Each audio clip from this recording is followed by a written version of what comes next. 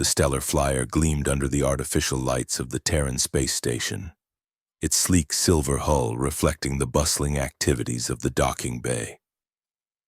Keon stood at the panoramic viewing platform, watching as cargo robots efficiently loaded supplies into the ship's storage compartments. The massive interstellar vessel would be his home for the next week as it made its way to Glistral, one of the most popular vacation planets within the Galactic Council's jurisdiction.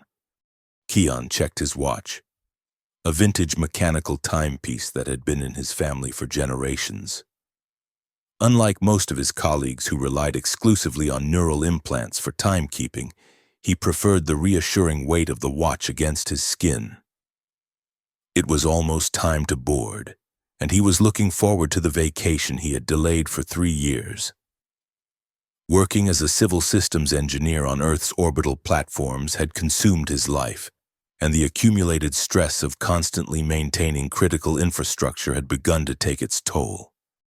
Final boarding call for passengers of the Stellar Flyer, destination Glistral. Please proceed to Gate 17 for identity verification and boarding, announced the melodic voice of the station's AI. Keon hefted his modest luggage, one carry-on with essentials and a small satchel containing actual physical books, another antiquated preference of his, and made his way toward the boarding gate. As he walked, he observed his fellow passengers, a diverse mix of humans and extraterrestrial species from across the GC territories. A family of Velocians with their characteristic blue-tinted skin was herding their excited children toward the gate. A pair of tall, willowy Ardanians conversed in their musical language, their elongated fingers gesturing elegantly as they spoke. Several business-attired humans tapped impatiently at holographic displays projected from their wrist devices. Unlike many of them, Keon wasn't traveling for business or family obligations. His goal was simple, a quiet week on Glistral's famous floating islands, with nothing but books, peace, and the spectacular double sunset to keep him company. No emergencies to handle, no systems to troubleshoot, no anxious administrators demanding immediate solutions to impossible problems. Just as he reached the boarding gate, his neural implant chimed with an incoming message. For a moment, he considered ignoring it. His vacation had officially started after all. But old habits died hard. He blinked twice to accept the call. "Oh, Keon, thank goodness I caught you," came the voice of his supervisor, Dr. Eliza Wong. "We've got a situation with the atmospheric regulators on Platform 7 and none of the other engineers can figure out what's wrong. I know you're about to leave, but..."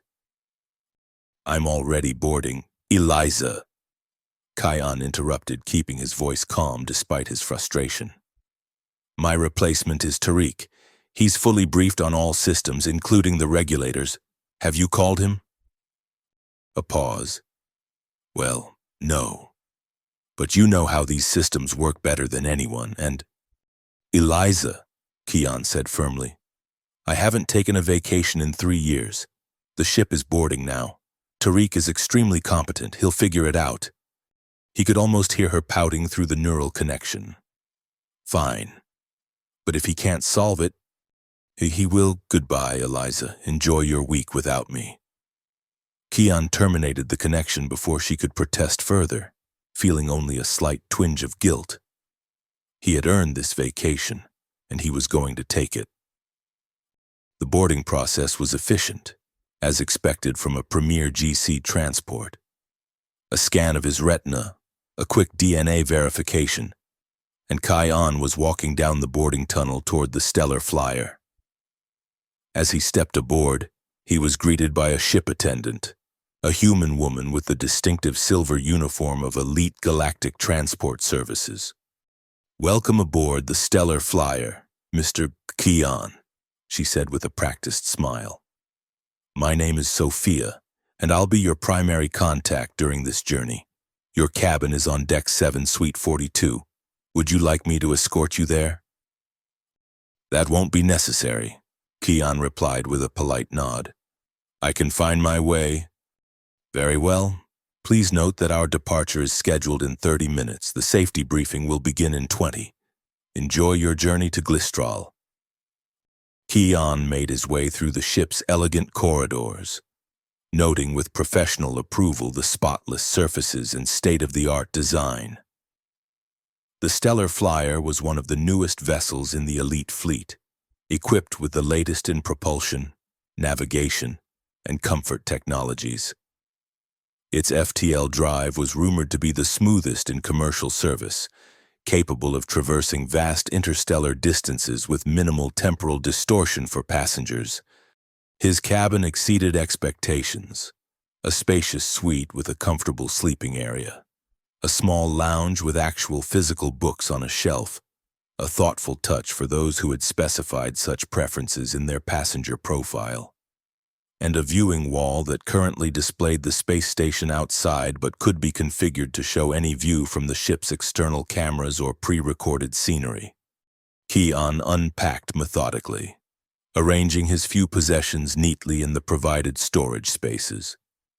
He placed his own books on the shelf alongside the ones provided by the ship, running his fingers along their spines with appreciation. Then he settled into the comfortable chair by the viewing wall, activated the display to show the bustling activity of the docking bay, and allowed himself to relax. For the next week, he had no responsibilities beyond ensuring his own enjoyment. The ship's AI announced the imminent safety briefing, and Keon's viewing wall automatically switched to display a professionally produced holographic presentation. Unlike many passengers who typically ignored these briefings, Keon watched attentively. His professional life had taught him that knowing safety protocols was never a waste of time. Regardless of how routine a journey might seem, the briefing covered standard procedures, the location of emergency escape pods, how to use the personal survival suit stored under each bed, the ship's evacuation protocols, and the function of various alarms. Most of it was standardized across all GC vessels, with minor variations specific to the Stellar Flyer's design.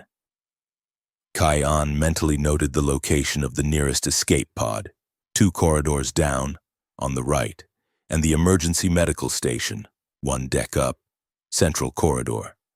When the briefing concluded, the viewing wall returned to its previous display. The docking clamps were already retracting, and the ship was preparing for departure. Keon felt a slight vibration as the maneuvering thrusters engaged, gently pushing the Stellar Flyer away from the space station. The departure was so smooth that he might not have noticed if he hadn't been watching it happen on the display. Once clear of the station's immediate vicinity, the ship's main engines activated, propelling them toward the designated FTL jump point beyond the orbit of Earth's moon. Keon watched as the blue-green sphere of Earth diminished in size, feeling the familiar mix of melancholy and wonder that space travel always evoked in him. No matter how many times he left Earth, that view never failed to remind him of humanity's fragile place in the universe. After approximately 40 minutes, the ship's AI announced, "Attention all passengers. We are approaching the FTL jump point. Transition to faster-than-light travel will commence in 2 minutes. Please ensure all loose items are secured. You may experience a momentary sensation of disorientation during the transition. This is normal and will pass quickly." Keon secured his book on the side table and leaned back in his chair. The view on his wall now showed the star field ahead, where the jump point was marked by a series of navigational beacons. He closed his eyes as the countdown to FTL transition reached 0. The sensation was indeed disorienting. A brief moment where his body felt simultaneously compressed and expanded, as though every atom was being gently pulled apart and then reassembled. Some passengers found the experience unpleasant, but Keon had always been fascinated by the peculiar physics of FTL travel. When he opened his eyes, the view had changed dramatically.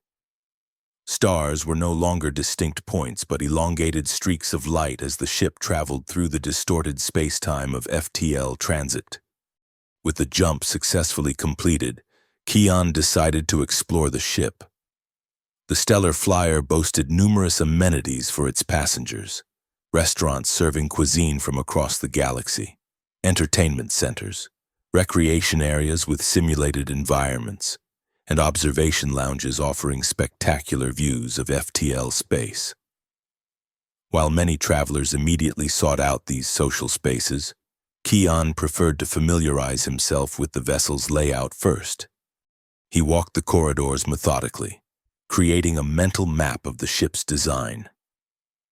As he did so, he couldn't help but notice details that his professional eye caught: the efficient placement of environmental controls, the subtle indicators of emergency systems, the careful integration of diverse technologies to accommodate the needs of various species.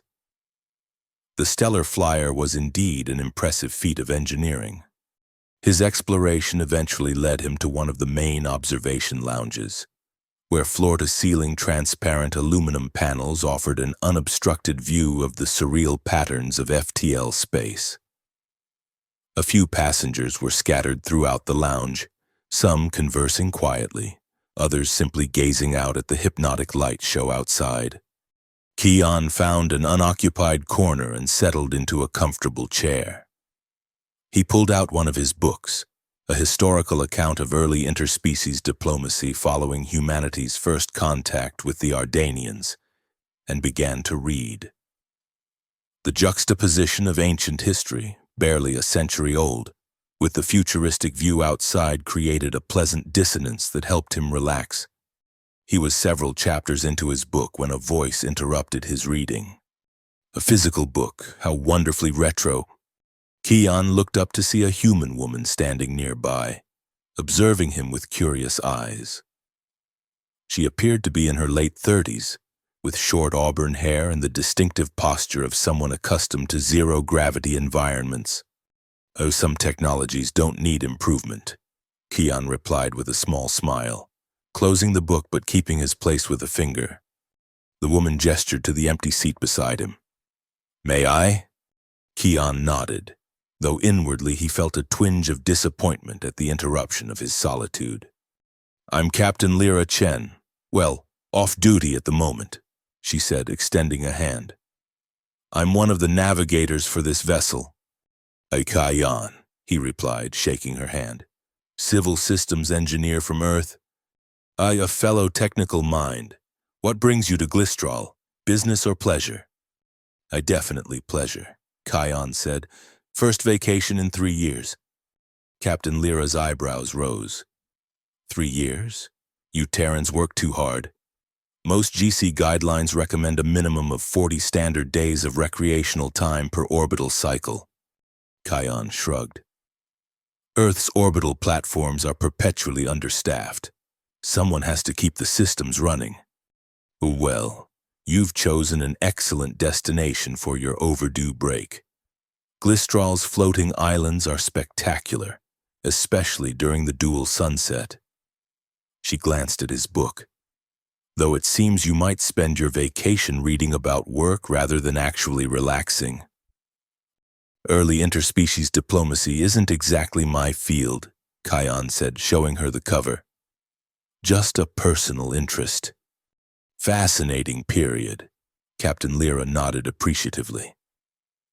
I had a great-grandfather who was part of the second contact team with the Velocians. The cultural misunderstandings alone would fill volumes. They fell into an easy conversation about history and the complexities of interspecies communication.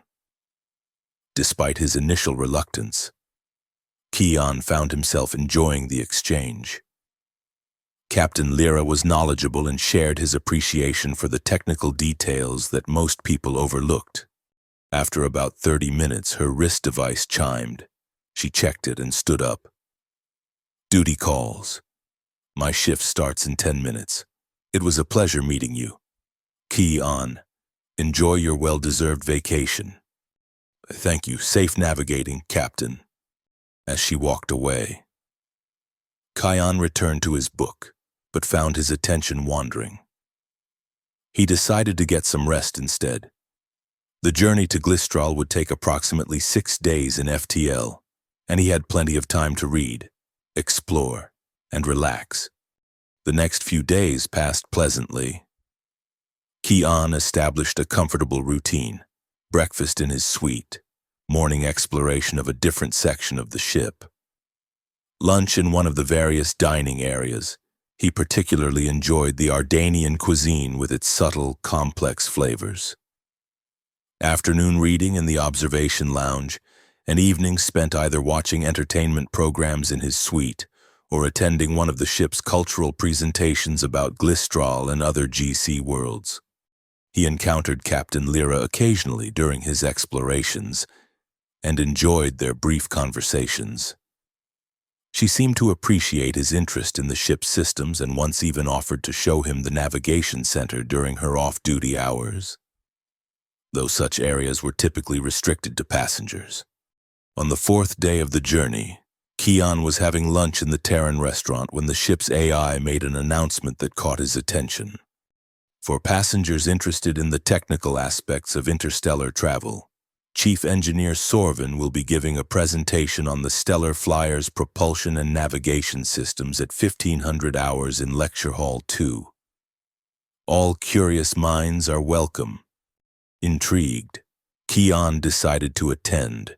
While he specialized in civil systems rather than spacecraft engineering, the principles had many overlaps, and he was genuinely curious about the cutting-edge technologies that powered the Stellar Flyer. The lecture hall was about half full when he arrived. Chief Engineer Sorvin, a Velocian with the characteristic blue skin and 6-fingered hands of his species, gave an engaging presentation that delved into the technical specifics of the ship's FTL drive, navigation systems, and emergency protocols. Kion found himself fascinated, particularly by the redundancies built into the critical systems, a design philosophy he strongly advocated in his own work. After the presentation, while most attendees quickly departed, Kion approached the chief engineer with a few questions. Sorvin seemed pleased by his interest and technical knowledge. "You understand systems thinking well for a human," the Velocian commented after their discussion had covered several advanced topics. "Most passengers' eyes glaze over when I start talking about quantum field harmonizers and spatial reference calibrations. I work with similar principles on Earth's orbital platforms," Kion explained. "Different application, same fundamental concepts of system redundancy and failure cascades. Indeed, though spacecraft present unique challenges due to the isolation factor, on an orbital platform, help is relatively close, in deep space."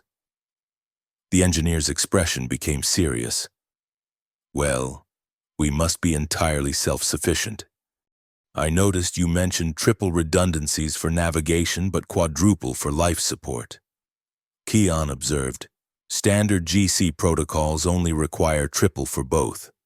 Sorvin's mouth curved in what Kion recognized as a Velocian smile. "You have a good eye?"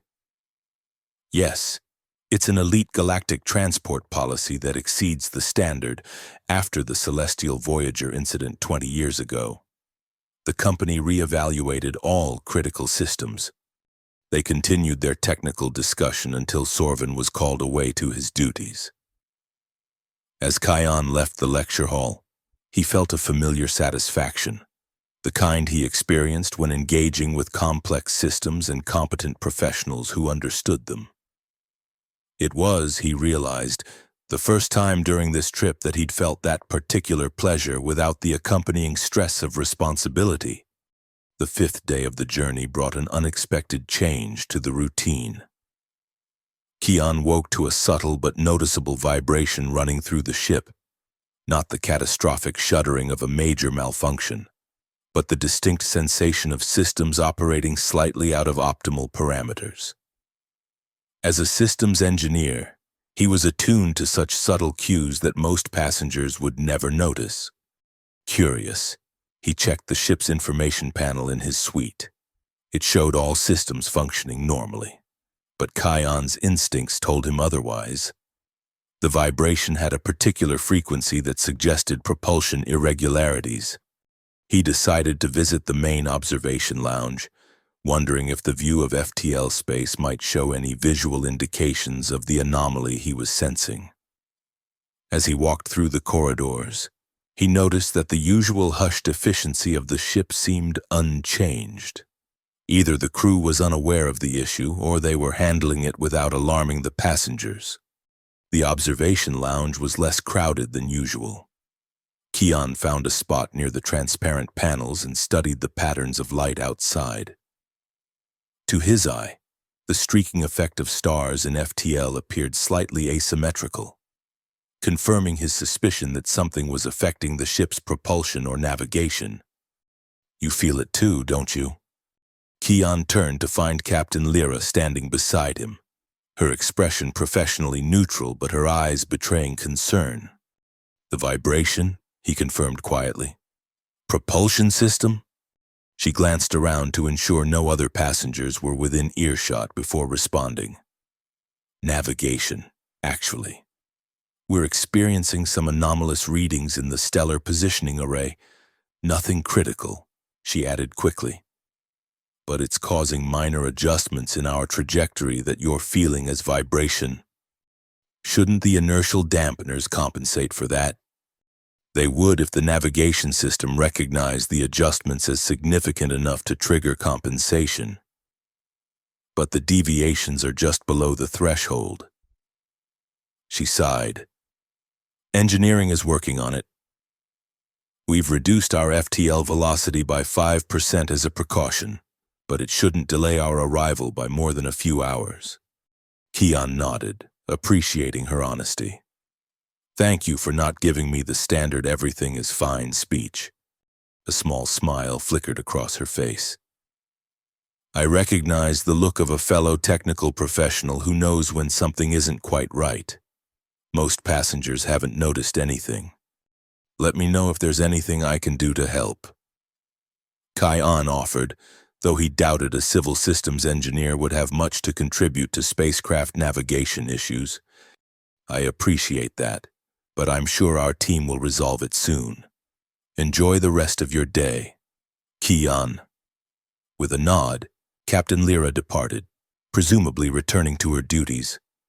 Despite her reassurances, Kion found himself paying closer attention to the ship's operations throughout the day.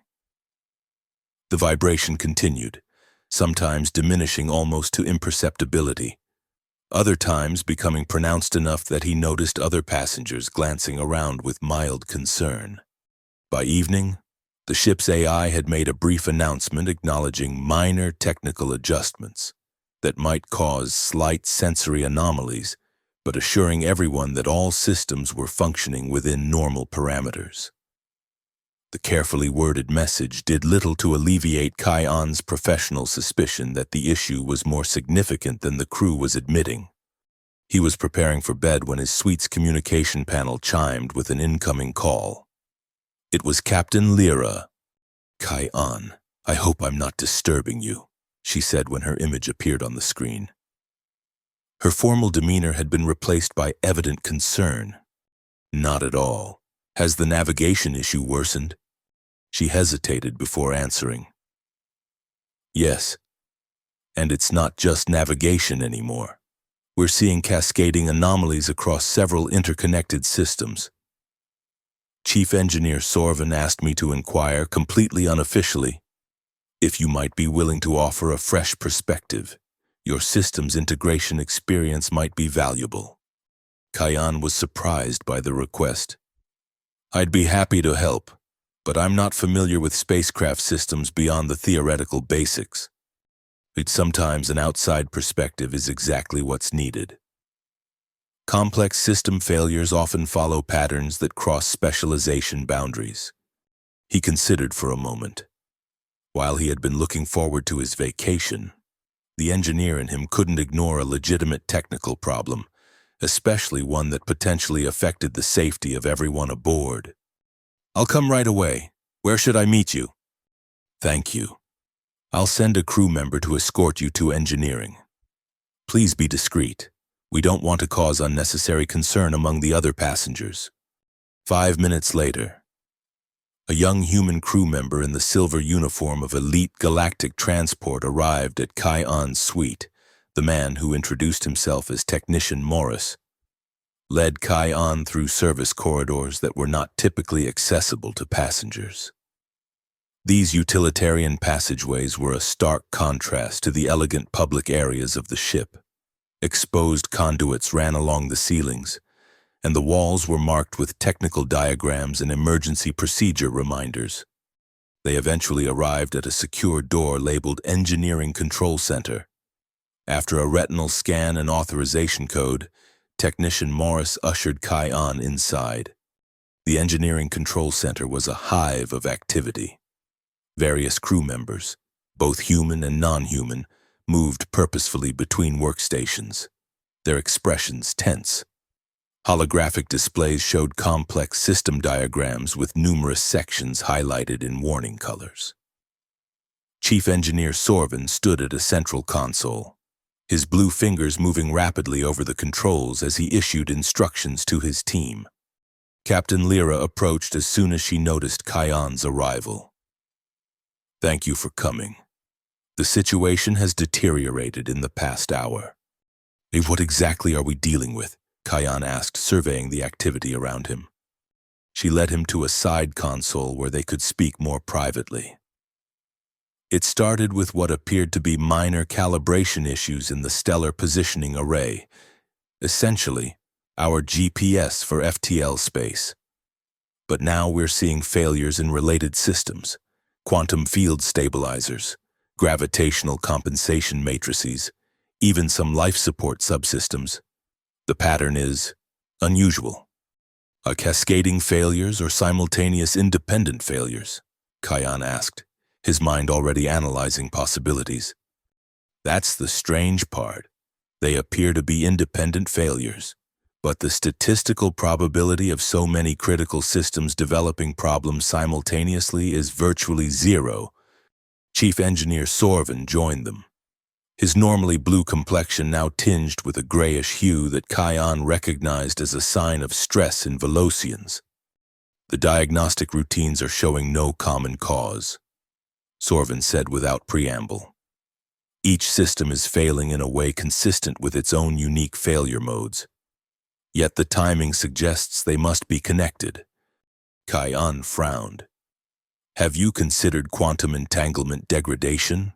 In complex integrated systems with quantum components, sometimes the entanglement fields can decohere in ways that produce apparently unrelated failures. Sorvin's large eyes widened slightly. We have not explored that possibility. Our standard diagnostics don't assess quantum coherence across system boundaries.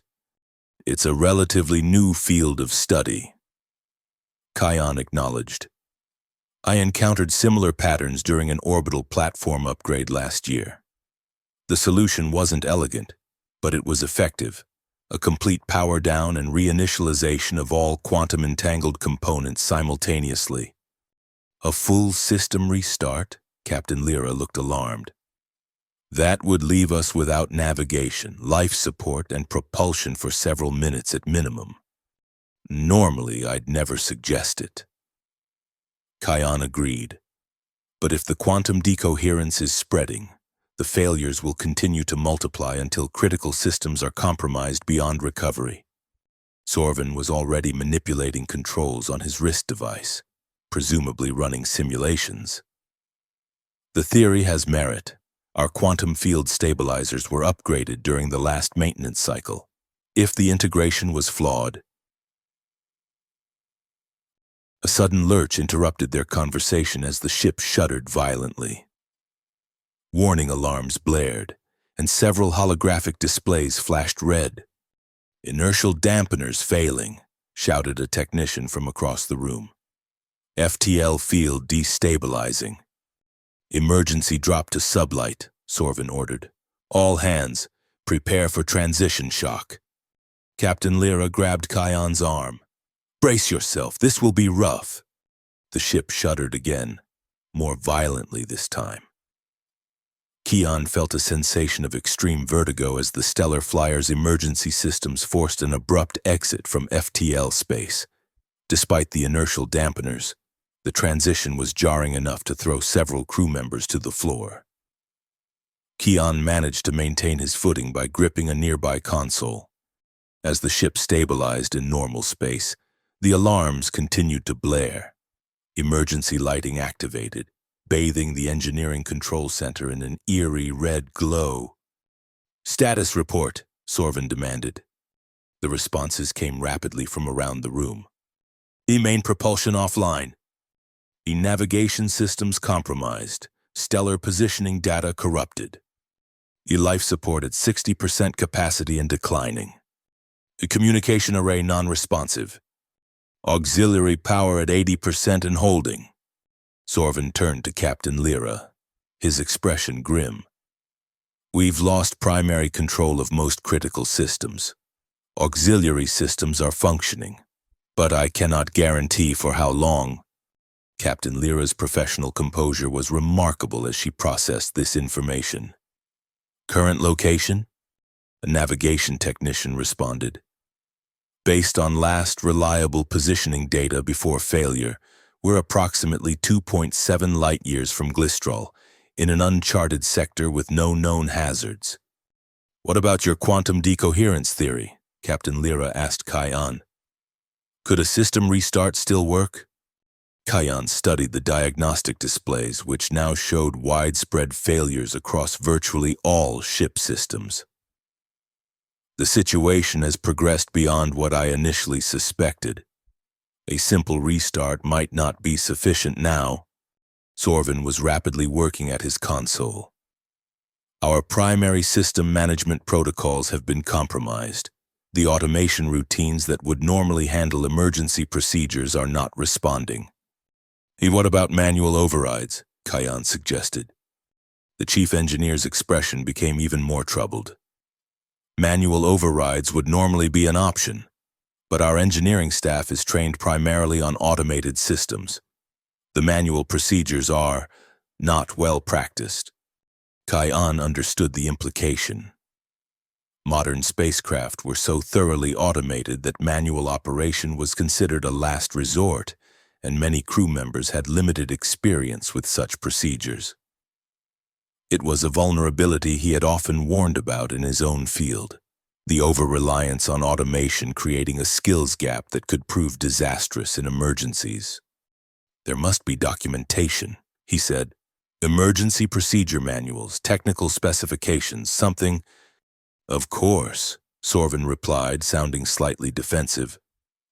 "All GC vessels are required to maintain comprehensive technical documentation, but accessing it without the central computer system functioning properly—" "Where are the physical copies?" Kion asked. When both Sorvin and Captain Lyra looked confused, he clarified. "The actual printed manuals. Every GC-certified vessel is required to maintain hard copy documentation for precisely this type of situation."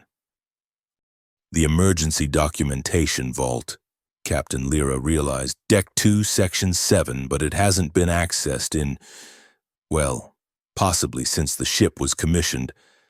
I need to see those manuals," Kion said firmly. "They might contain procedures for manual system recovery that aren't in the abbreviated emergency protocols." Captain Lyra nodded. "I'll take you there myself.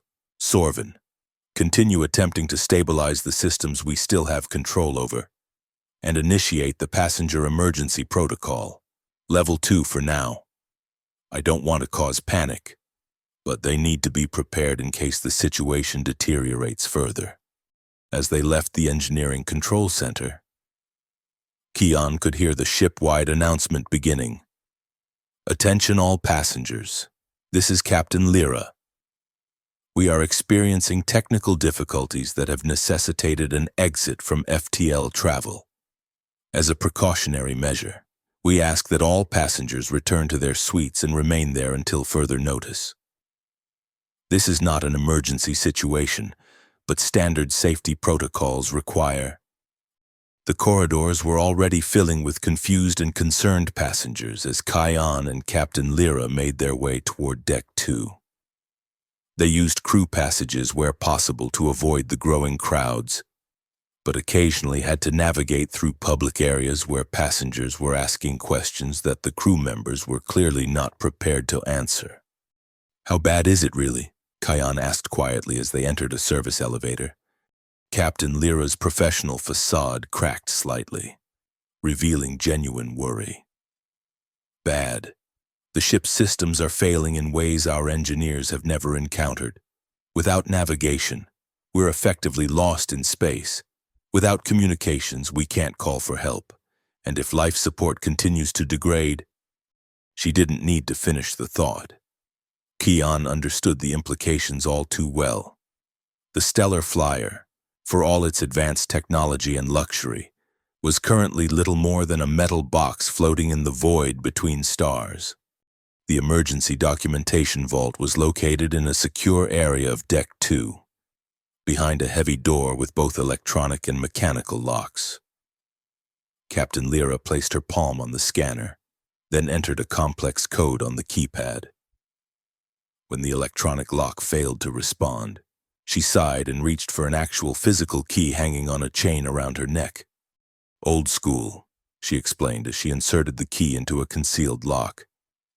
"Part of GC safety regulations, critical emergency systems must have non-electronic backup access." The door swung open to reveal a small, dust-free room lined with shelves. On these shelves sat dozens of bound volumes with clearly labeled spines. Propulsion Systems Technical Manual, Life Support Emergency Procedures, Navigation System Specifications, and many others. In the center of the room stood a large table with a built-in illumination panel. "I've never actually been in here before," Captain Lyra admitted. "In simulations, we always use the electronic versions." Kion was already scanning the shelves, quickly locating the volumes most relevant to their current crisis. "We need these," he said, pulling out several thick manuals. "And probably these as well," he added, selecting another stack. Together, they carried the manuals back to the engineering control center, where the situation had clearly worsened in their absence. More warning lights flashed on the displays, and the crew's movements had taken on a frantic quality that spoke of mounting desperation. Chief Engineer Sorvin looked up as they entered, his expression brightening slightly at the sight of the manuals. "The old texts. Excellent idea. We've been attempting to access the electronic archives, but the system corruption is preventing retrieval of most technical documentation." Kion placed his stack of manuals on a nearby workstation. "Let's focus on the most critical systems first. Life support, then navigation, then propulsion. Where's your most experienced life support technician?" A young Ardanian stepped forward, her willowy frame tense with stress. "That would be me, Technician First Class Ilara. But I must inform you that my expertise is primarily with the automated control systems, not manual operation." "That's fine," Kion said reassuringly. "The principles are the same. The manual procedures just require more direct intervention." He opened the Life Support Emergency Procedures Manual to the table of contents. "Let's start with atmospheric composition regulation. According to this, there should be manual control panels for each environmental sector of the ship." Ilara nodded hesitantly. "Yes, located within the environmental control rooms on each deck. But they're rarely used except during maintenance."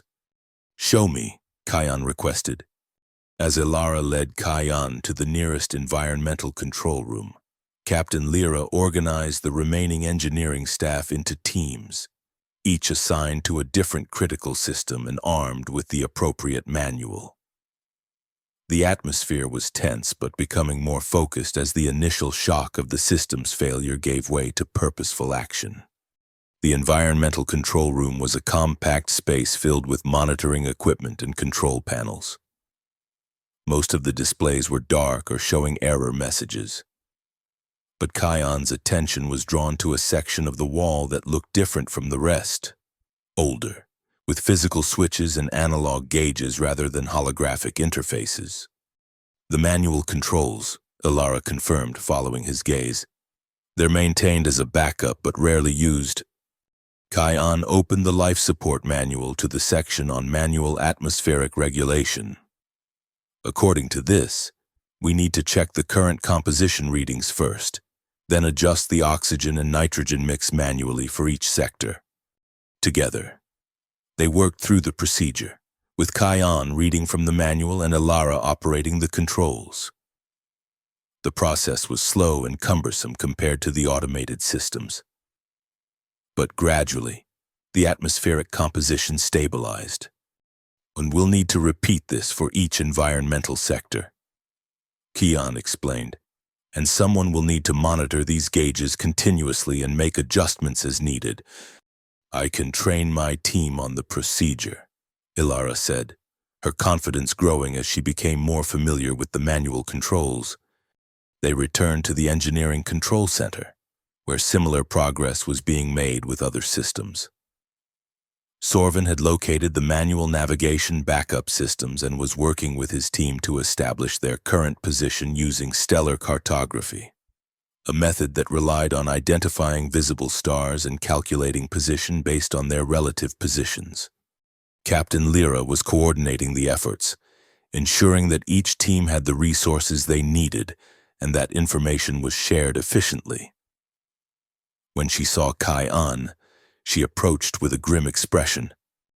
Life support is stabilizing thanks to your work with Ilara, but we're facing a more serious problem with navigation.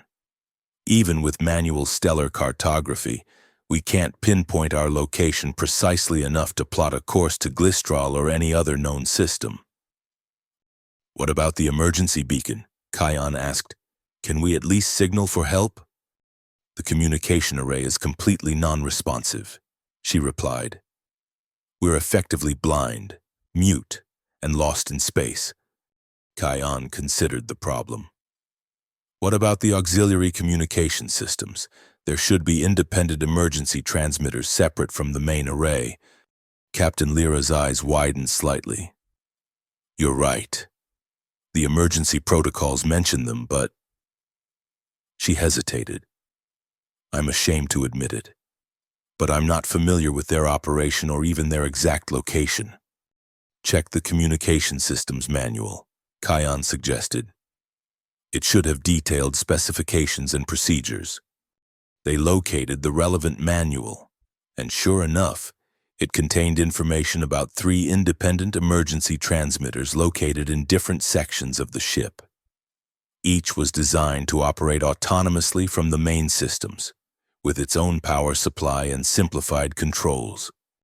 This could work, Captain Lyra said, studying the manual. But the range is limited compared to the main array. We'd need to be within about half a light year of a GC outpost or shipping lane for the signal to be detected, and we have no idea if we're within range of anything. Kion concluded. Still, it's better than nothing. We should activate all 3 transmitters to maximize our chances, as they organize teams to locate and activate the emergency transmitters. Sorvin approached with another problem. The life support stabilization is helping, but without proper navigation, we can't engage the propulsion system safely. We risk collision with uncharted objects. What about minimal maneuvering thrusters? Kion suggested. Just enough to maintain our position relative to nearby stellar bodies while we work on the main systems. Sorvin consulted the propulsion manual. Yes, the maneuvering thrusters have separate controls that can be operated manually, but they consume fuel at a higher rate than the main engines when used for station keeping. How much fuel do we have? At current consumption rates, approximately 7 standard days before we must switch to emergency reserves. 7 days. It wasn't much time. But it might be enough if they could restore critical systems or if their distress signal was detected. Over the next several hours, Keon worked with various teams throughout the ship, helping them interpret the manual procedures and implement emergency measures. His experience with complex system integration proved valuable, allowing him to understand the interconnections between ship systems that many of the specialized technicians overlooked. By the time 12 hours had passed since the initial systems failure, they had achieved a precarious stability. Life support was functioning at a basic level in all inhabited areas of the ship. The emergency transmitters were active, and the maneuvering thrusters were maintaining their position. But the main propulsion, navigation, and communication systems remained offline, and the ship's AI was completely non-responsive. Captain Lyra called a meeting of all senior staff in the engineering control center to assess their situation. The exhaustion was evident on every face, human, Velocian, Ardanian, and others. But there was also a growing sense of cautious hope. Thanks to our combined efforts, especially the insights provided by our passenger, Keon, we have stabilized the immediate crisis. Captain Lyra began, but we still face significant challenges. Chief Engineer Sorvin, what's your assessment of our ability to restore the main systems? Sorvin's expression was troubled. The pattern of failures suggests a fundamental corruption in the integrated system architecture.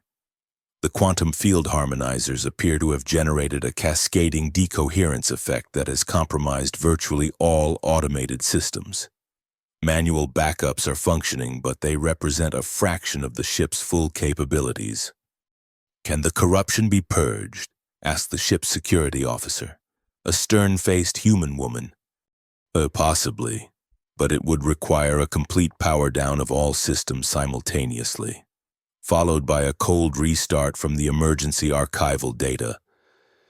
Sorvin replied, the risk is substantial. If the restart fails, we lose even the manual backups we currently have operational. And that would mean, Captain Lyra prompted, complete system failure, no life support, no propulsion, no navigation. The ship would become, effectively, a tomb. A heavy silence fell over the room as the implications sank in. What about passenger management? Captain Lyra asked, changing the subject to something more immediately actionable. How are they responding to the situation? The passenger services director, a Velocian named Nira, looked uncomfortable. We've implemented the Level 2 emergency protocols as instructed, but passengers are becoming increasingly anxious.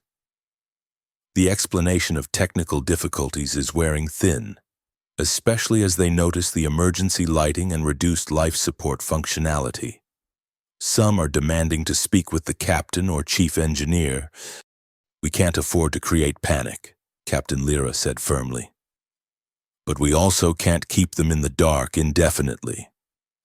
Prepare an announcement that acknowledges the seriousness of our situation while emphasizing the measures we're taking to ensure safety. I'll review it before broadcast. The meeting continued, with each department reporting their status and immediate needs. Throughout the discussion, Keon remained silent, listening carefully and studying the system diagrams displayed on the still-functioning screens. When the formal reports concluded, Captain Lyra turned to him. Keon, you've been instrumental in helping us implement the manual procedures. Do you have any additional insights or suggestions? All eyes turned to him, and Keon felt the weight of their expectations. He was just a passenger, a civil systems engineer with limited experience in spacecraft operations. And yet, his outside perspective had already proven valuable. The manual procedures are working for now, he began cautiously. But they're not a sustainable solution. The crew is already exhausted, and maintaining these systems manually requires constant attention. We need to consider the fundamental cause of the failures. He moved to one of the displays and brought up the diagnostic data they had collected. The pattern suggests that Chief Engineer Sorvin is correct about the quantum decoherence effect. But I wonder if the corruption might be contained within specific subsystems rather than the entire integrated architecture. Sorvin frowned thoughtfully. What are you suggesting? Instead of a complete power down and restart, which carries enormous risk, what if we attempted a sequential isolation and reset of individual subsystems? Start with non-critical ones, establish a functional baseline, then gradually expand to more critical systems. That would take much longer, Sorvin pointed out. Yes, but it would be significantly less risky. We could maintain essential manual operations while methodically restoring automated functionality. Captain Lyra considered this. How would we determine which subsystems to start with? Kion turned to the manuals spread across the central table. That's where these come in. According to the system architecture diagrams in the technical specifications, the Stellar Flyer uses a modular design with standardized interfaces between major subsystems. If we follow the dependency tree backwards from critical systems, we can identify the foundational subsystems that should be restored first.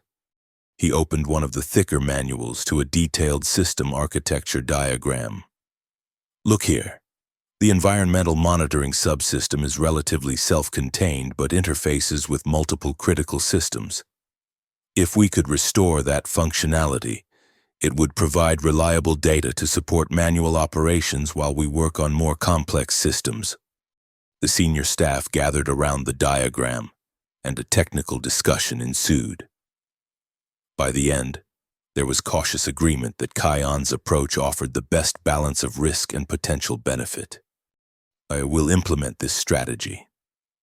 Captain Lyra decided Trodal Sorvin work with Kion to develop a detailed sequence for subsystem isolation and restart. The rest of you, continue maintaining essential operations and prepare your teams for the restoration process. As the meeting dispersed, Captain Lyra pulled Kion aside. I want to thank you, she said quietly. Without your help, we might still be floundering. Kion shook his head. I'm just applying basic systems engineering principles. Your crew is doing the real work. Don't underestimate your contribution. Sometimes the most valuable perspective comes from outside the immediate problem. She smiled tiredly. And to think, you were supposed to be on vacation. Still am, technically, Kion replied with a small smile of his own. Just not the quiet, relaxing one I had planned. Over the next 48 hours. Kion worked closely with Sorvin and the engineering team to implement the subsystem restoration plan. Progress was slow and painstaking, with numerous setbacks as they discovered new interdependencies not documented in the manuals. But gradually, they began to restore functionality to some of the simpler automated systems. The passenger situation became increasingly tense as the reality of their predicament became impossible to conceal. Captain Lyra had made a ship-wide announcement explaining the system's failure in general terms and assuring everyone that the crew was working tirelessly to resolve the issues. Most passengers accepted this with reasonable calm, but a vocal minority demanded more information and guarantees of safety that no one could honestly provide. By the third day after the system's failure, they had successfully restored several non-critical subsystems, including environmental monitoring, internal communications within certain sections of the ship, and basic diagnostic capabilities. These small victories provided valuable data and tools for the continuing work. But the main propulsion, navigation, and external communication systems remained offline. Kion was in the Engineering Control Center, studying the navigation subsystem architecture with Sorvin, when a young crew member burst in with alarming news. Sensors are detecting a gravitational anomaly approximately 3 million kilometers from our position, the technician reported breathlessly. It's massive and appears to be moving toward us. Sorvin immediately accessed the partially restored sensor data. Confirmed. The anomaly has characteristics consistent with a rogue black hole, a stellar mass black hole moving independently through space rather than as part of a binary system. How fast is it moving relative to our position? Captain Lyra demanded, joining them at the console. Current trajectory analysis suggests it will pass within 1 million kilometers of our position in approximately 36 hours. The technician replied. The gravitational effects will begin to impact us much sooner. Can we move out of its path? Captain Lyra asked Sorvin. The chief engineer shook his head grimly. Not with our current propulsion capabilities. The maneuvering thrusters don't have sufficient power to overcome the gravitational influence we're already beginning to experience. What about the main engines? Where are we in the restoration process? He's still at least 72 hours from potential restart. And that's an optimistic estimate, Sorvin replied. Captain Lyra's expression remained composed, but Kion could see the tension in her shoulders. Options? She asked simply.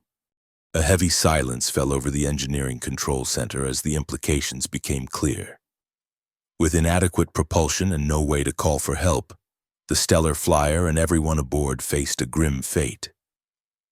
As the ship drew closer to the black hole, the gravitational forces would eventually tear it apart. Kion found himself staring at the stack of manuals on the central table.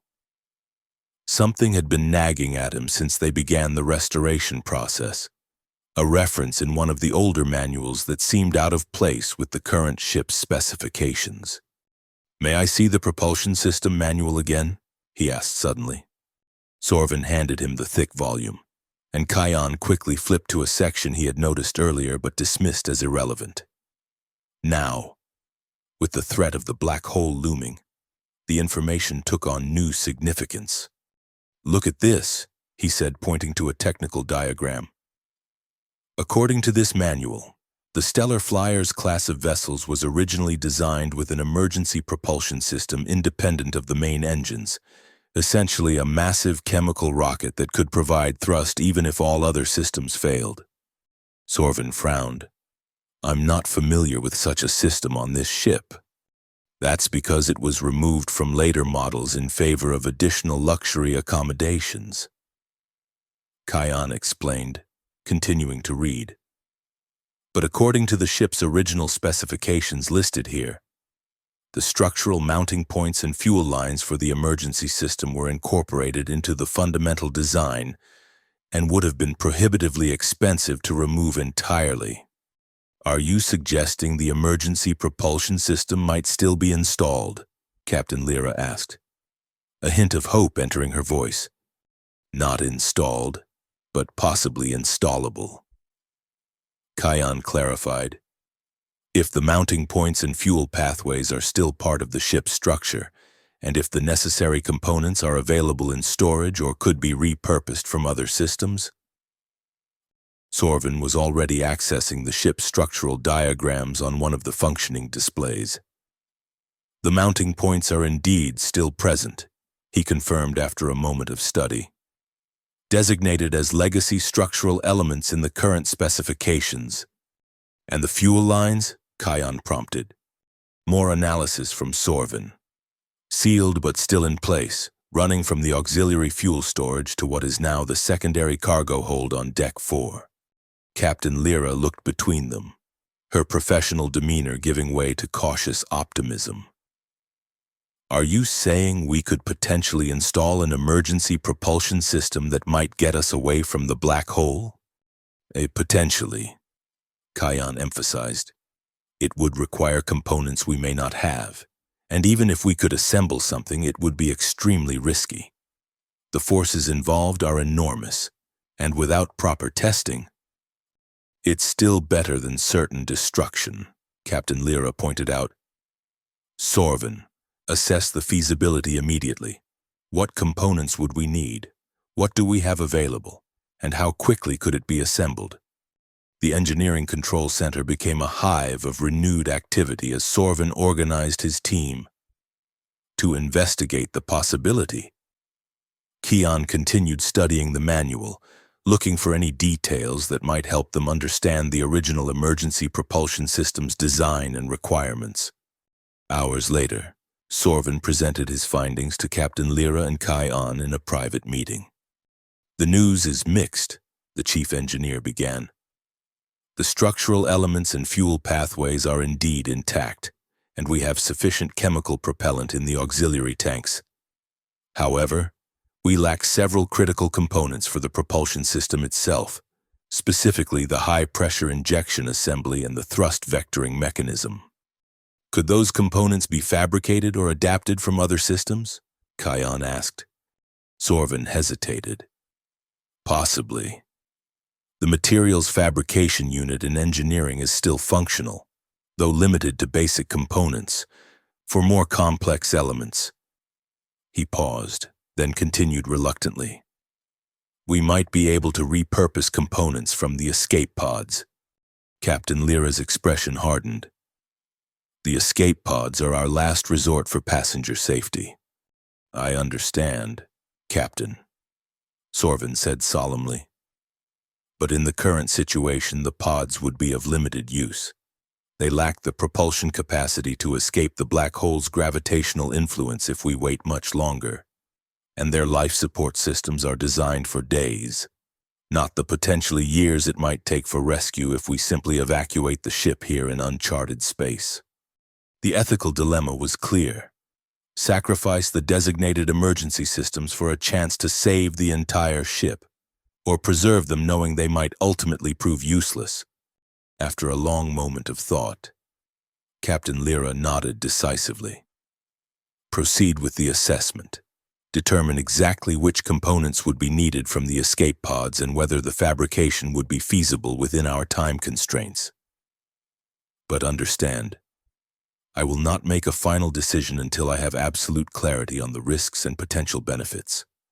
"Of course, Captain," Sorvin acknowledged. "How long would the assembly process take if we decide to proceed?" Kion asked. "Working continuously with all available personnel, approximately 24 hours.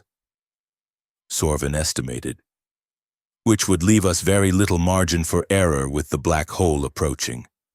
And the thrust capability, would it be sufficient to escape the gravitational pull?" Sorvin manipulated his wrist device, performing calculations.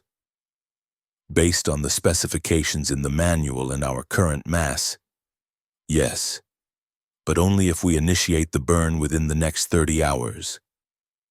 After that, even maximum thrust wouldn't generate sufficient escape velocity." Captain Lyra absorbed this information with the gravity it deserved. "Prepare everything necessary for the fabrication and assembly process. I'll make my decision within 6 hours. In the meantime, continue all efforts to restore the main systems. We pursue all possible solutions simultaneously." As they left the meeting, Kion found himself mentally reviewing everything he knew about emergency propulsion systems and black hole physics, which, he had to admit, was far less than would be ideal in their current situation. His expertise was in civil systems, not spacecraft engineering or astrophysics, and yet he had become an integral part of their survival strategy. "You're troubled," Captain Lyra observed as they walked together toward the mess hall, where they both desperately needed sustenance after hours of continuous work. "I'm an orbital platform engineer," Kion said quietly. "Not a spacecraft specialist. What if I'm leading us down a path that wastes our limited time and resources?" Captain Lyra stopped walking and turned to face him directly. "Every suggestion you've made so far has been sound, based on fundamental engineering principles and careful analysis of the available information. That's not luck or coincidence. It's the mark of a good engineer regardless of specialization." Her confidence was reassuring, but Kion still felt the weight of responsibility. Lives, hundreds of them, potentially hung on decisions he was helping to make. "Besides," Captain Lyra added with a hint of dry humor, No one else thought to check the legacy manuals for systems that might no longer exist on the modern vessel. That kind of thinking outside standard protocols is exactly what we need right now. They continued to the mess hall, where they found several off-duty crew members huddled around tables, speaking in hushed tones. The atmosphere was tense but not panicked. These were professionals facing an extraordinary situation with as much composure as could be expected. After a quick meal, Keon returned to the engineering control center to assist with the preparation work for the potential emergency propulsion system. The center had been transformed into something resembling a hybrid between a traditional engineering workspace and an archaeological dig, with crew members studying old manuals, creating physical mock-ups of components, and testing materials for compatibility with the proposed design. Sorvin had organized the team efficiently, assigning tasks based on expertise and available resources. Keon found himself working with a young Ardanian engineer named Thalen on the thrust vectoring mechanism design, one of the components they would need to adapt from the escape pods if Captain Lyra approved the plan. The material composition is similar, Thelen observed, comparing the specifications from the manual with the escape pod component data. But the scale is dramatically different. We would need to combine elements from at least 3 pods to create a single functional unit for the emergency system. What about using a distributed thrust approach instead? Kion suggested, sketching a design on a physical notepad, another old-school tool that had proven invaluable during the crisis. Multiple smaller vectoring units working in synchronized patterns could achieve the same effect with less structural stress on the adapted components. Thalen studied the sketch, his elongated fingers tracing the design thoughtfully. Ingenious.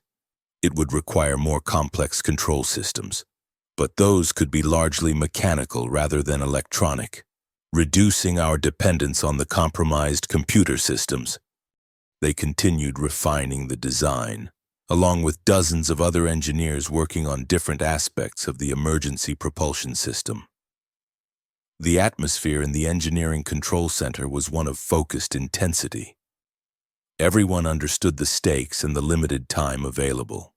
6 hours later, as promised, Captain Lyra returned to make her decision.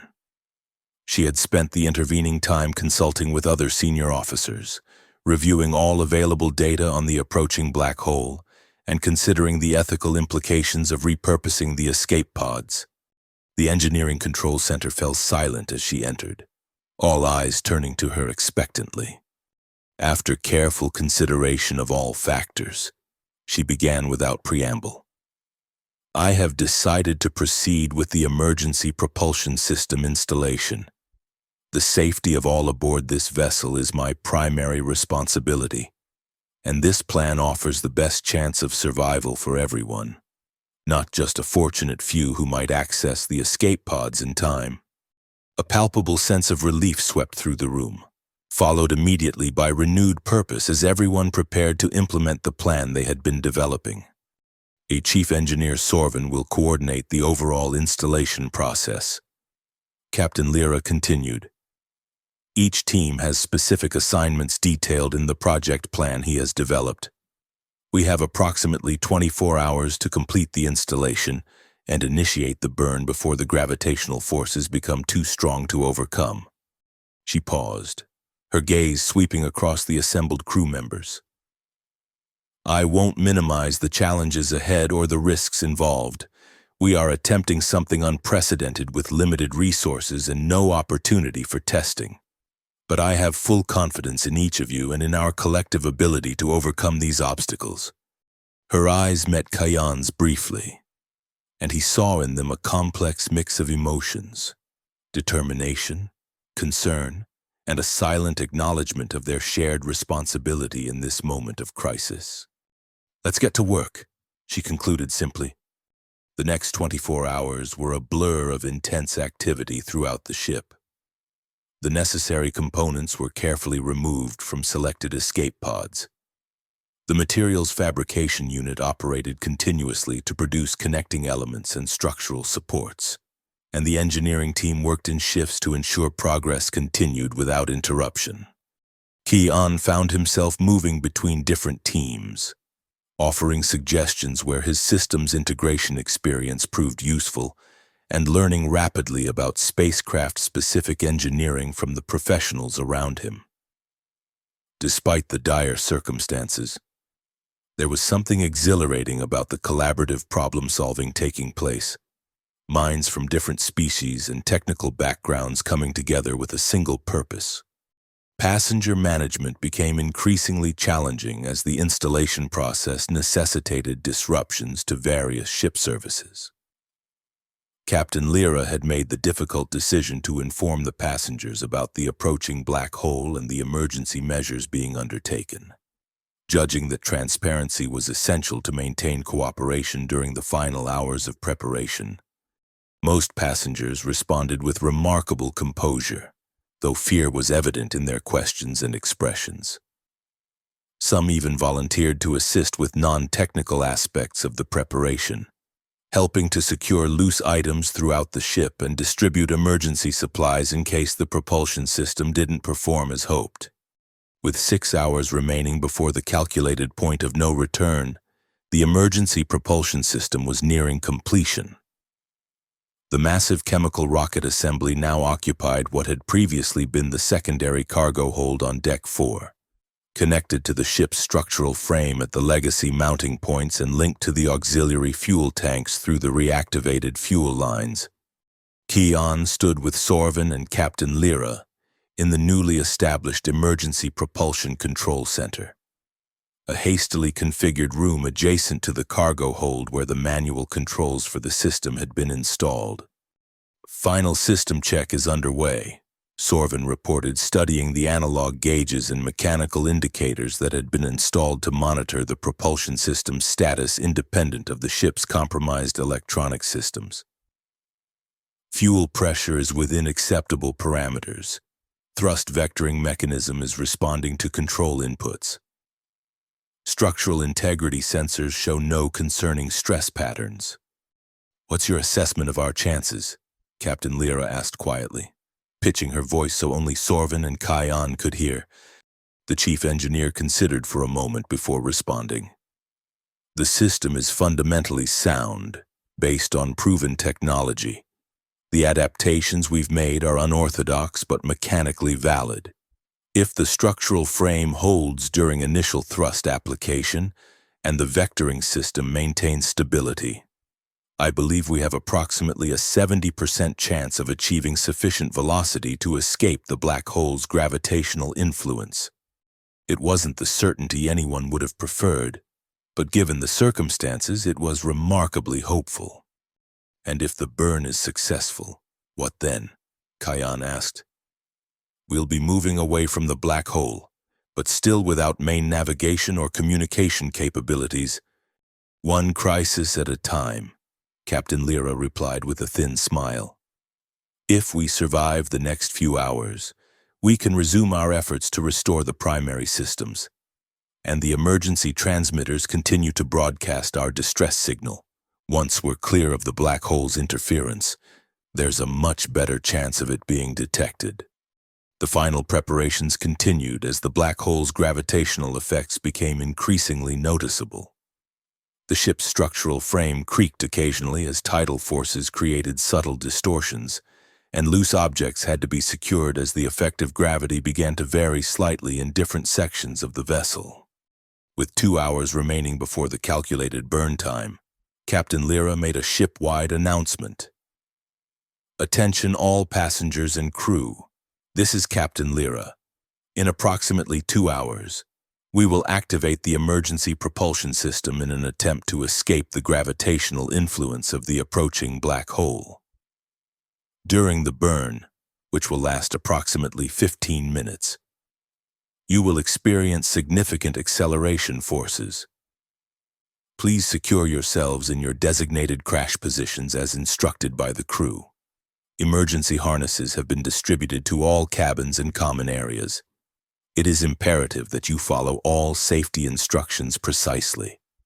Throughout the ship, crew members helped passengers prepare for the upcoming burn.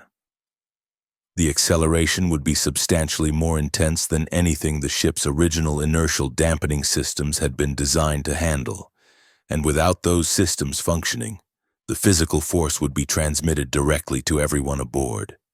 In the Emergency Propulsion Control Center, final checks were underway. Keon found himself assigned to the Structural Integrity Monitoring Station, a collection of analog gauges connected to mechanical stress sensors throughout the ship's frame. His task was simple but critical. Watch for any indications that the structure was failing under the combined stresses of the black hole's tidal forces and the emergency propulsion system's thrust. As the final minutes ticked away, Captain Lyra took her position at the central control console. All stations, report readiness status. The responses came in sequence. Propulsion control ready. Fuel management ready. Thrust vectoring ready. Structural monitoring ready, Kion confirmed when his turn came. Passenger security confirms all decks secured, reported the passenger services director over the communication system. Captain Lyra took a deep breath, visibly centering herself before the most critical decision of her career. Initiate final countdown sequence. Burn commencement in T-5 minutes. The automated countdown began, announced ship-wide to ensure everyone was prepared for the coming acceleration. In the Emergency Propulsion Control Center, last-minute adjustments were made to account for the continually changing gravitational conditions as the black hole drew nearer. T-1 minute, announced the countdown system. Kion checked his harness one final time, ensuring it was secure.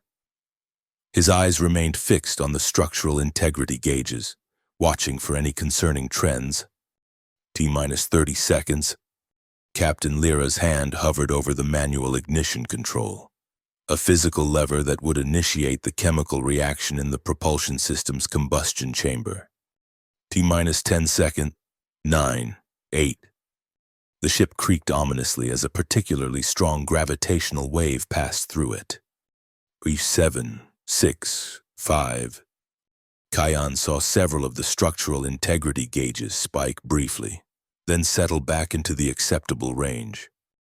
4, 3, 2, 1, ignition! Captain Lyra pulled the lever with a smooth, deliberate motion. For a breathless moment, nothing happened. Then, with a deep, reverberating roar that penetrated even the insulated walls of the control center, the emergency propulsion system ignited. The acceleration hit like a physical blow, pressing Kion back into his seat with crushing force.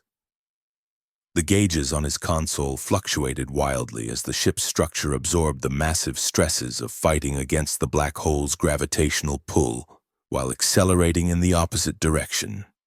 Structural integrity holding at 86% of maximum rated stress, Kion shouted over the thunderous noise of the propulsion system. Frame distortion within acceptable parameters. Similar reports came from other stations, each monitoring a different critical aspect of the emergency burn. The thrust vectoring team worked frantically to maintain the ship's orientation as gravitational eddies attempted to pull them off course. Velocity increasing, reported the navigation technician, eyes fixed on a mechanical accelerometer. Currently at 30% of calculated escape velocity. The seconds stretched into minutes as the stellar flyer fought against the immense gravitational forces of the black hole. Every joint and seam in the ship's structure groaned under the stress. But the legacy design proved remarkably resilient, built to withstand forces that its luxury-focused successors had never contemplated. 50% of escape velocity achieved. The burn continued, the crushing acceleration unrelenting. Kion's vision began to gray around the edges as the G-forces made it increasingly difficult to breathe. He focused on taking shallow, controlled breaths while continuing to monitor the structural integrity gauges. E-frame stress approaching 93% of maximum rated capacity, he reported, his voice strained from the effort of speaking under such conditions. Acknowledged, Captain Lyra responded, her own voice similarly affected. Maintain current thrust. We need to reach at least 90% of calculated escape velocity before fuel depletion. 70% of escape velocity achieved. The minutes crawled by, each one feeling like an hour as the punishing acceleration continued. Warning indicators began to illuminate on various consoles as systems throughout the ship approached their design limits. Multiple hull breaches detected in non-critical areas, reported a technician from the damage control station. Emergency bulkheads holding. 85% of escape velocity achieved. Kai-An watched with growing alarm as the structural integrity gauges crept higher. Several now indicating stress levels above 95% of maximum rated capacity. If they exceeded 100%, catastrophic structural failure would be imminent. Captain, we're approaching critical structural stress levels, he warned. Frame distortion accelerating in sections 12 through 17. Captain Lyra's face was taut with the strain of the high-G environment, but her voice remained steady. Acknowledged. Thrust vectoring. Compensate for structural weakness in the affected sections. Reduce pressure on those areas if possible. 92% of escape velocity achieved, fuel reserves at 15%. They were so close to their target, but the ship was beginning to fail around them. More warning indicators illuminated as systems pushed beyond their design parameters began to break down. Major structural failure imminent in Section 14, Kai-An called out as one of his gauges surged toward the red zone. Recommend immediate thrust reduction to prevent catastrophic collapse. A terrible decision now faced Captain Lyra. Reduce thrust and potentially fail to achieve escape velocity, or maintain the current burn and risk the ship breaking apart under the strain. After a moment's hesitation that seemed to stretch into eternity, she made her choice. Maintain current thrust. All stations, prepare for emergency response to structural failure in Section 14. Our priority is achieving escape velocity. Kian watched in horrified fascination as the gauge for Section 14 pushed deeper into the red zone. Then, with a violent shudder that ran through the entire ship, the indicator dropped suddenly to 0, indicating a complete structural separation. Section 14 has detached from the main frame, he reported. Adjacent sections showing increased stress but still within survivable parameters. The loss of Section 14, a non-inhabited maintenance area, actually improved their situation slightly, reducing the ship's mass and thereby increasing their acceleration with the same thrust. 97% of escape velocity achieved, fuel reserves at 7%. They were painfully close to their goal, but running out of time. The structural integrity of the remaining ship was deteriorating rapidly, with more gauges approaching critical levels. 99%, 100% escape velocity achieved, shouted the navigation technician, his voice breaking with relief and exhaustion. A ragged cheer went up from the control center staff, quickly silenced as Captain Lyra raised her hand. Maintain burn until fuel depletion to increase our safety margin. All stations, continue monitoring your systems. The burn continued for another 2 minutes before the propulsion system's fuel was exhausted. As the crushing acceleration finally ceased, everyone in the control center slumped in their harnesses, physically and emotionally drained by the ordeal. Navigation, confirm our trajectory, Captain Lyra ordered, her voice hoarse but firm. After consulting the mechanical plotting system, the navigation technician reported with evident relief. Confirmed, Captain. Our velocity exceeds the calculated escape parameter by 3%. We are no longer on a collision course with the black hole. Current trajectory will take us clear of its gravitational influence within approximately 7 hours. Another cheer erupted, More sustained this time. They had done it, achieved the nearly impossible with makeshift equipment and sheer determination. Captain Lyra allowed the celebration to continue for a moment before regaining their attention. Outstanding work, everyone. But our situation remains precarious. We've lost Section 14 entirely, and preliminary reports indicate significant damage to multiple other sections. Our priority now is damage assessment and containment, followed by continuation of the system restoration efforts. The exhausted but triumphant crew set about their new tasks with renewed energy. The most immediate crisis had been averted, but the Stellar Flyer was still a damaged ship lost in uncharted space, with limited functional systems and hundreds of passengers depending on the crew's continued ingenuity and perseverance. Keon rose from his station, his muscles protesting after the prolonged exposure to high G-forces. Captain Lyra approached him, looking similarly fatigued but with a new lightness in her expression. "That was some excellent monitoring work," she said. "Your warning about Section 14 gave us just enough time to secure the adjacent areas before the separation occurred." "Just doing my part," Kion replied modestly. "The real achievement was everyone working together to implement a solution that wasn't in any current emergency protocol. Speaking of which..." Captain Lyra picked up one of the old manuals that had proven so crucial to their survival. Who would have thought that reading the manual would literally save hundreds of lives? Keon smiled tiredly. Sometimes the most valuable knowledge is the kind that seems obsolete until you really need it. Over the next several days, as the Stellar Flyer drifted through space on its new trajectory away from the black hole, the crew continued their efforts to restore the ship's primary systems. The emergency propulsion burn had actually helped in an unexpected way. The massive energy discharge had somehow disrupted the quantum decoherence effect that had been corrupting the ship's integrated systems. With this corruption reduced, Sorvin and his team made more rapid progress on the system restoration work. 6 days after the emergency burn, they successfully reactivated the main navigation system, finally determining their precise location in the galaxy. As they had feared, they were in an uncharted region far from any established shipping lanes or GC outposts. However, with navigation functioning, they were able to plot a course toward GC space. 2 days later, the communication array was partially restored, allowing them to transmit a more powerful distress signal with their exact coordinates.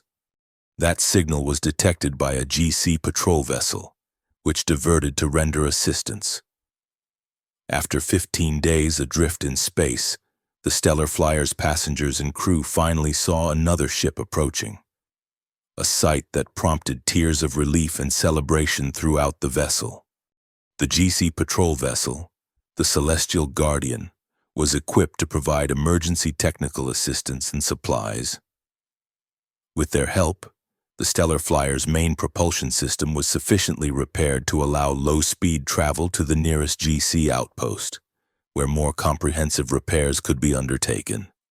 As they prepared for this final leg of their unexpected journey, Captain Lyra called a gathering of all passengers and crew in the ship's main dining hall, one of the few large spaces that had remained structurally intact throughout the ordeal. The mood was markedly different from the tense, fearful atmosphere that had pervaded the ship during the crisis.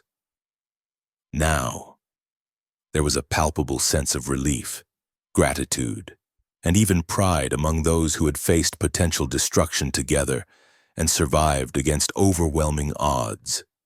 Captain Lyra stood on a slightly raised platform at one end of the hall, waiting patiently as the room filled. When everyone had gathered, she raised her hand for silence, and the murmur of conversations quickly died away. "A passengers and crew of the Stellar Flyer," she began, her voice carrying clearly through the hall. "In my 20 years of space travel, I have never experienced a situation that tested the limits of our capabilities, our courage, and our collective resolve as thoroughly as the crisis we have just weathered together." She paused, her gaze sweeping across the assembled faces, human and non-human alike. "By all conventional assessments, we should not be here today. The simultaneous failure of multiple critical systems, followed by the gravitational threat of an uncharted black hole, created circumstances that no emergency protocol or training scenario had prepared us for, and yet here we stand. Here." A murmur of agreement rippled through the crowd. Our survival was not a matter of luck. Captain Lyra continued, "It was the result of extraordinary efforts by many individuals who refused to accept defeat, who found solutions where none seemed to exist, and who demonstrated the very best qualities of sentient beings across the galaxy: intelligence, adaptability, courage, and compassion." She gestured toward the engineering team standing together near the front of the hall. Chief Engineer Sorvin and his team worked tirelessly to implement emergency measures and restore critical systems, often without sleep for days at a time. The passengers broke into applause, which Sorvin acknowledged with a solemn nod. His blue skin flushed slightly darker with what Kai-An recognized as the Velocian equivalent of embarrassment at public recognition. The medical staff, led by Dr. Nara, ensured that no lives were lost despite the challenging conditions and numerous injuries sustained during the emergency propulsion burn. More applause, directed at the medical team standing together on the opposite side of the hall. Every member of this crew performed their duties with exceptional dedication under the most difficult circumstances imaginable. Captain Lyra said, "But there is one individual whose contribution I wish to recognize specifically.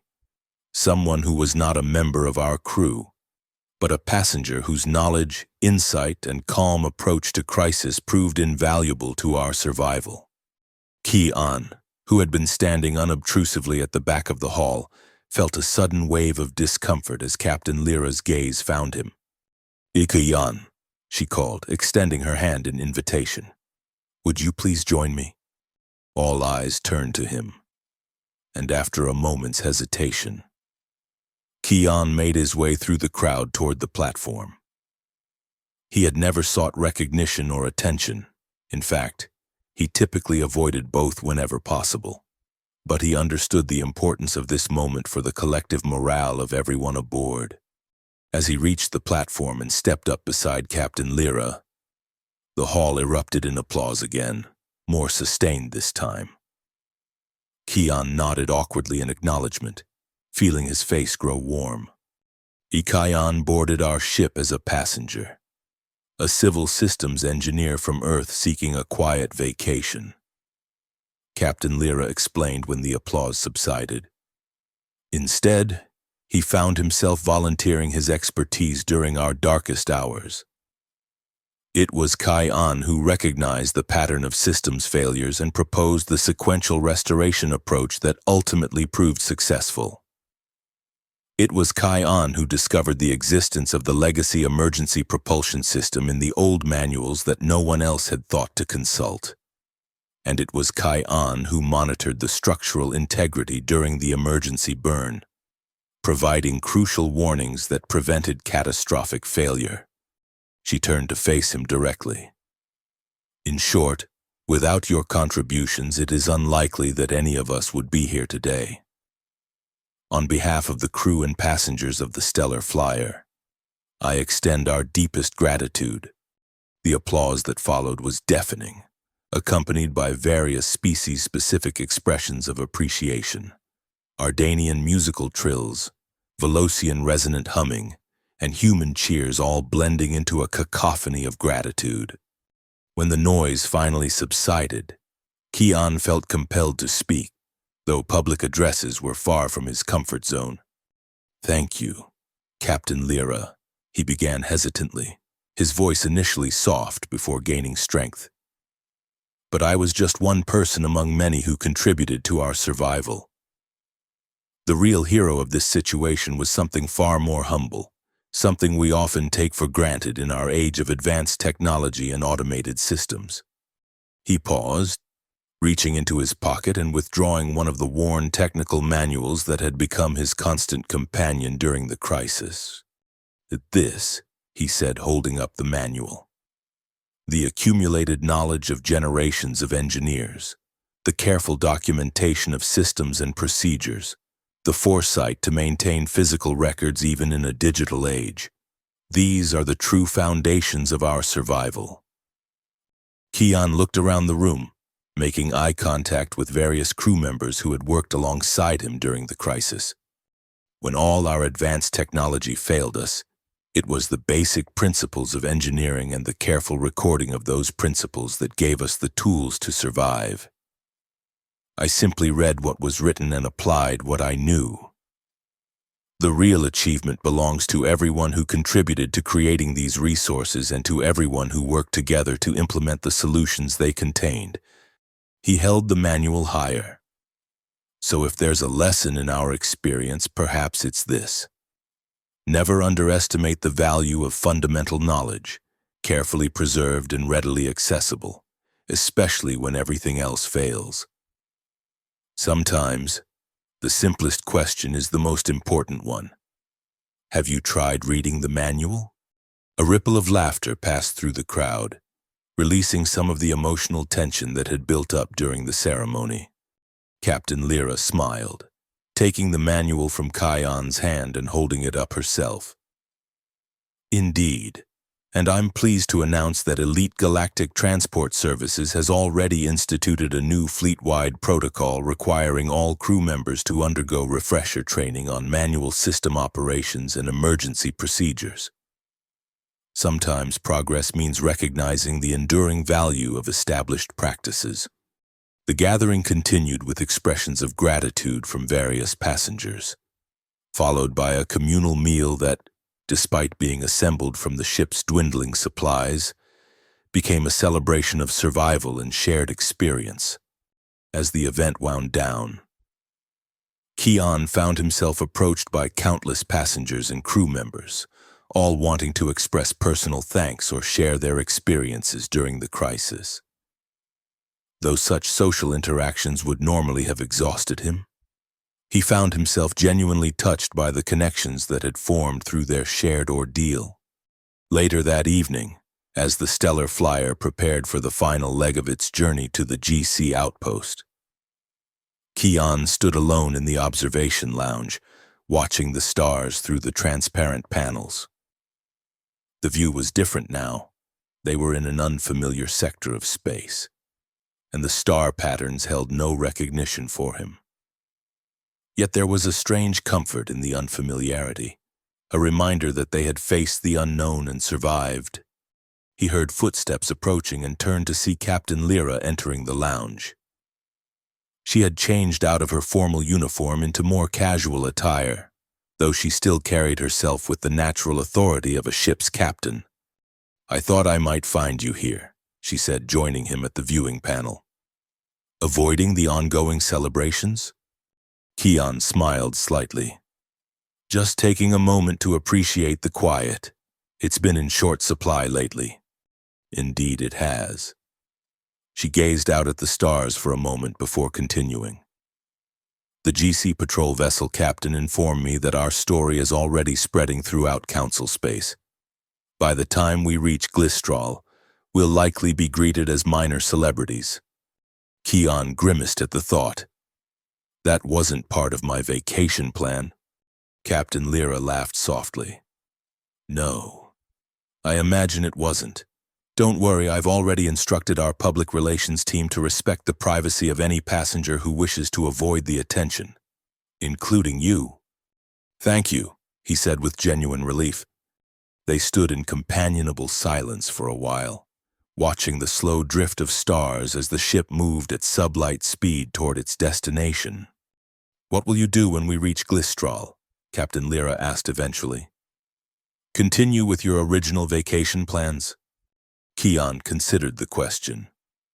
"I'm not sure. The floating islands still sound appealing, but after everything that's happened..." He shrugged. Perhaps I need something more engaging than just sitting and reading books. Hey, the experience has changed you, she observed. Has it? He turned the thought over in his mind. I suppose in some ways, yes.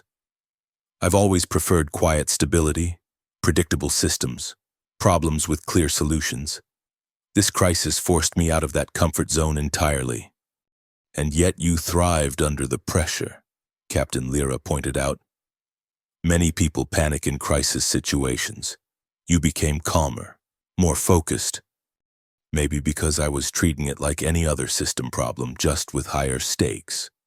Captain Lyra studied him thoughtfully. Have you ever considered a different career path? The GC Space Service is always looking for individuals with your particular combination of technical knowledge and crisis management ability. Keon raised an eyebrow. Are you recruiting me, Captain? Merely presenting options, she replied with a smile. Though I would happily provide a recommendation if you were interested. He turned back to the stars, considering the unexpected suggestion. The idea of working in space, facing new challenges regularly, contributing to something beyond the familiar confines of Earth's orbital platforms. It held a surprising appeal that he wouldn't have recognized in himself before this journey. I'll think about it, he said finally, after I've had that vacation. Fair enough. Captain Lyra stepped back from the viewing panel.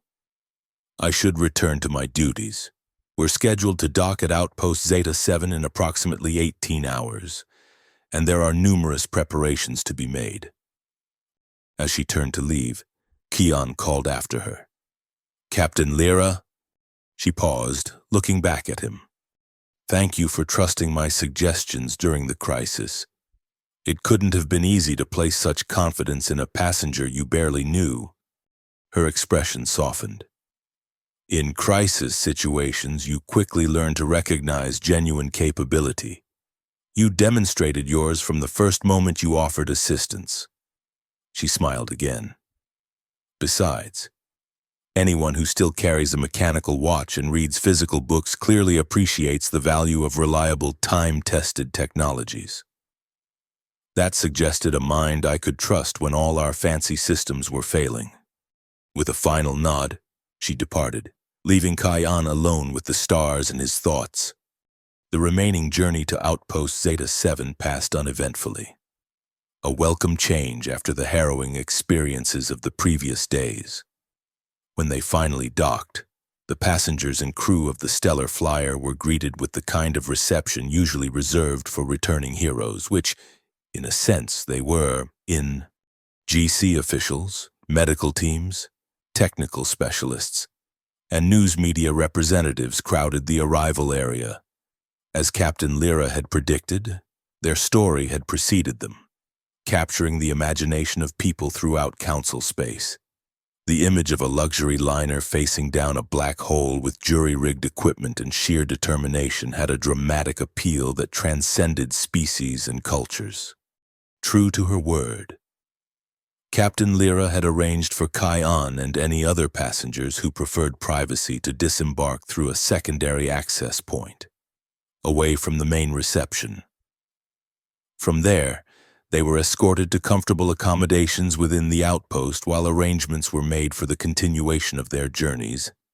Outpost Zeta 7 was primarily a technical facility rather than a passenger hub, but the administration made every effort to ensure the comfort of the Stellar Flyer's passengers during their temporary stay. Keon found his assigned quarters surprisingly pleasant, spacious, quiet, and with an excellent view of the surrounding space through a large viewing panel. He spent the first day simply resting, allowing his body and mind to recover from the prolonged stress of the crisis. On the second day, he received a message from Captain Lyra, informing him that the Stellar Flyer would remain at the outpost for extensive repairs, but that passenger transport to Glistral had been arranged aboard the GC vessel Horizon Seeker, departing in 3 days. The message concluded with a personal note. If you're interested in that career change we discussed, A representative from the GC Space Service will be visiting the outpost tomorrow and would be pleased to meet with you. No obligation. Of course, just an opportunity to explore possibilities. Either way, I hope our paths cross again someday. Safe travels. Keon. He found himself smiling as he read the note. Though he wasn't sure if he was ready for such a significant life change, the idea continued to intrigue him. Perhaps there was a middle path, consulting work that would allow him to apply his skills to spacecraft systems without completely abandoning his position on Earth. The 3 days at Outpost Zeta 7 passed quickly. Keon did meet with the GC Space Service representative, a thoughtful Ardanian administrator who outlined various opportunities that might suit his unique combination of skills and temperament. He made no commitments but left the meeting with contact information and a standing invitation to apply when and if he felt ready. He also spent time with some of his fellow passengers from the Stellar Flyer, forming connections that would have been unlikely during a normal journey. They had shared an experience that few others could truly understand, creating bonds that transcended their diverse backgrounds and species differences. When the day of departure arrived, Keon boarded the Horizon Seeker along with most of the other passengers bound for Glistral. The GC vessel was utilitarian compared to the luxury of the Stellar Flyer, but after their recent experiences, no one complained about the more basic accommodations. Before the ship departed, Keon received one final message, this one from Chief Engineer Sorvin. "Thought you might want this." It read simply, attached to an image of a shipping manifest. The manifest indicated that a package had been sent to Keon's accommodations on Glistral, a package containing one of the technical manuals from the Stellar Flyer, specifically the one that had detailed the legacy emergency propulsion system. Keon sent back a message of thanks, genuinely touched by the gesture. The manual would serve as both a practical reference for his future work and a tangible reminder of the extraordinary journey they had shared. The trip to Glistral aboard the Horizon Seeker was blissfully uneventful. The ship's systems functioned perfectly. The crew was professional and attentive, and the passengers gradually began to relax into the normal rhythms of space travel. Though many still started at unexpected sounds or vibrations, a lingering effect of their recent trauma that would likely take time to fade. When they finally arrived at Glistral, nearly 3 weeks later than originally scheduled, Keon found himself viewing the famous vacation planet with different eyes than he had anticipated. The floating islands were indeed as spectacular as advertised, suspended in the planet's unique atmospheric conditions and offering breathtaking views of the dual sunset.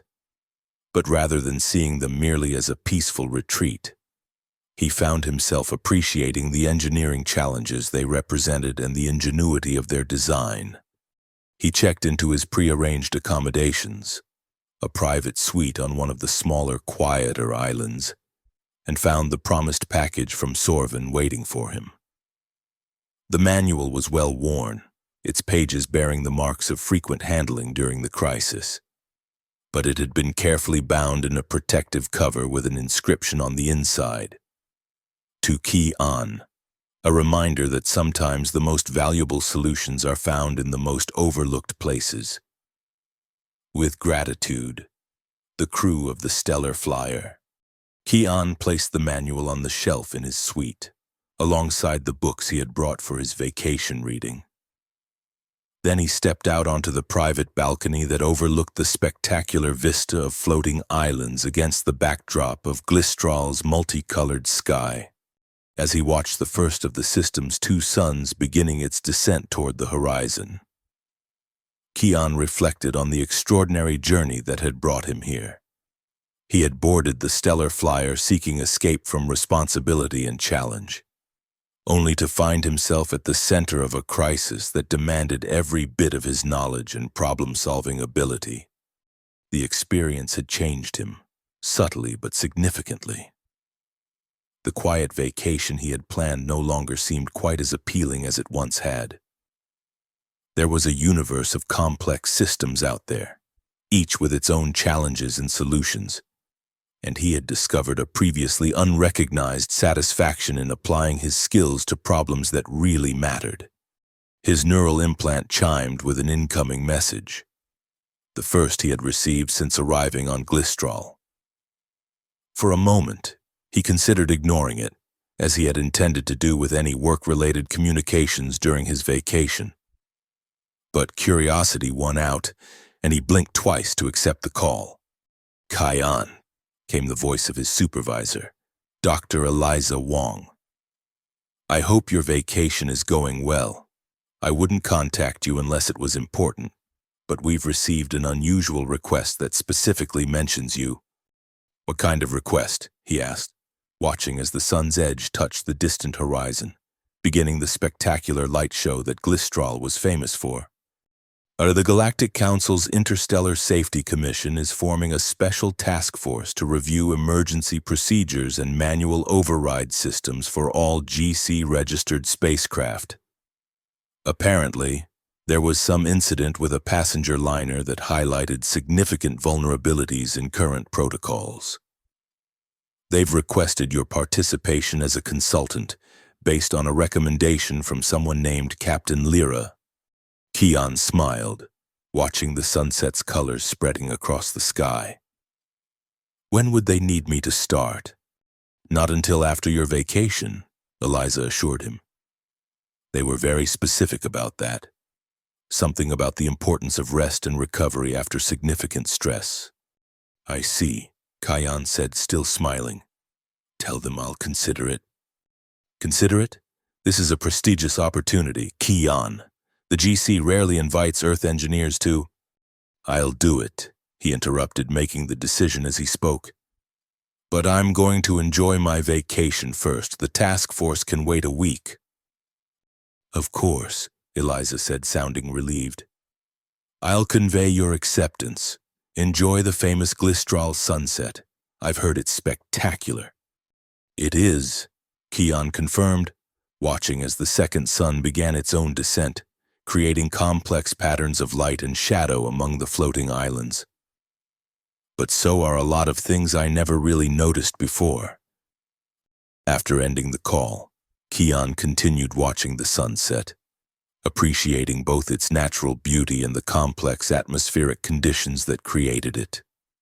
His vacation would not be the quiet retreat he had originally planned, but he found he no longer wanted that. Instead, he would use this time to prepare for the new challenges ahead, challenges he now felt ready to embrace. As darkness fell and the stars emerged in Glistral's night sky, Kian's gaze was drawn to a particularly bright point of light moving steadily across the heavens. A spacecraft of some kind, perhaps even another passenger liner like the Stellar Flyer, carrying people on their own journeys through the vastness of space. He hoped their journey would be uneventful, their systems functioning perfectly from departure to arrival.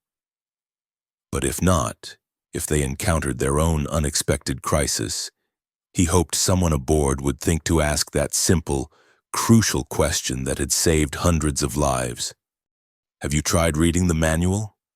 With that thought, Kian turned away from the night sky and went inside his suite. He picked up the technical manual from the shelf, settled into a comfortable chair, and began to read. Not because he needed to solve any immediate problem, but because knowledge, carefully preserved and readily accessible, had proven its value in the most extreme circumstances imaginable, and one never knew when such knowledge might be needed again.